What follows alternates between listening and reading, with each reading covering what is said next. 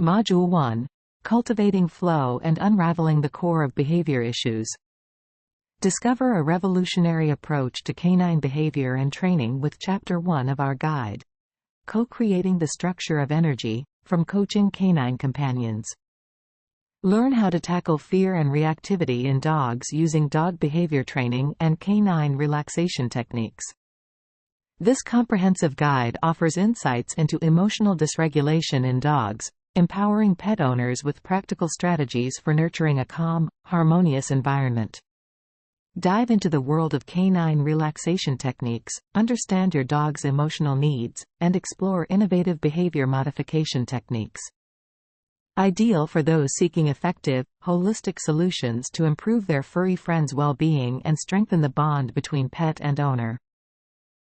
Frequently asked questions. 1. How do canine relaxation techniques differ from traditional dog training? Canine relaxation techniques differ significantly from traditional dog training as they focus on holistic well-being rather than just obedience or behavioral correction.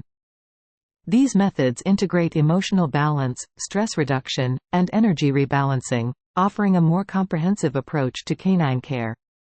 While traditional training might focus on commands and physical responses, canine relaxation techniques delve into the psychological and emotional aspects, aiming to create a calm, confident, and well-adjusted dog. 2. Can these techniques help with any breed of dog? Absolutely. Canine relaxation techniques are versatile and can be tailored to suit any breed of dog.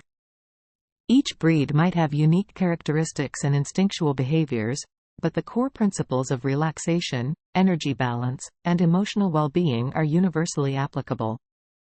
It's about understanding and catering to the individual needs and tendencies of your dog, regardless of their breed. 3. How long does it take to see results with canine relaxation techniques? The time it takes to see results can vary depending on several factors, including the dog's personality, the specific issues being addressed, and how consistently the technique